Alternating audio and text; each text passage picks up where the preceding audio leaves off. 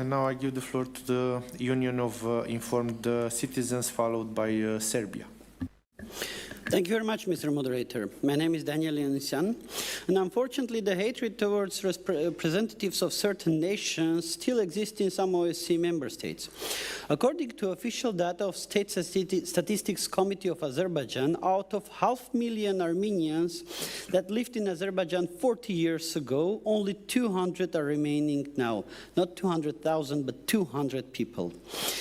That is a result of massacre of Armenians in 1988 in Sumgayit, followed by in Kirovabad, Baku, Maraga, and other cities of Azerbaijan, as well as ethnic cleansing of Armenians organized by Azerbaijan in 2023.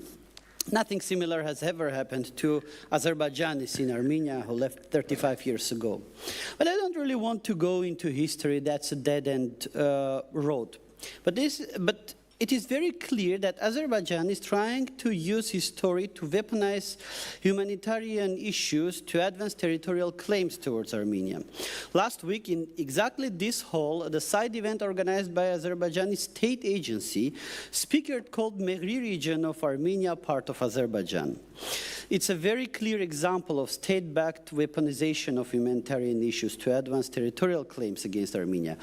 All the speakers on that state-organized event refused to accept the internationally recognized borders of Armenia. At the same time, it is important to notice that Armenia and Azerbaijan have reached significant progress, like agreements signed on August 8, or the fact that no one was killed on a contact line for more than 1.5 years. But does Azerbaijani leadership want to build peace? Or as any other dictatorship, they need a foreign enemy? And of course, Armenians are the best foreign enemy. For decades, state-supported propaganda was applauding to anyone who would kill a sleeping or unarmed Armenian.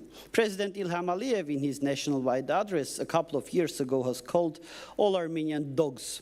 So do not get surprised by the fact that there are no Armenian minority left in Azerbaijan. Let me compare state policy towards ethnic Azerbaijanis in Armenia and ethnic Armenians in Azerbaijan.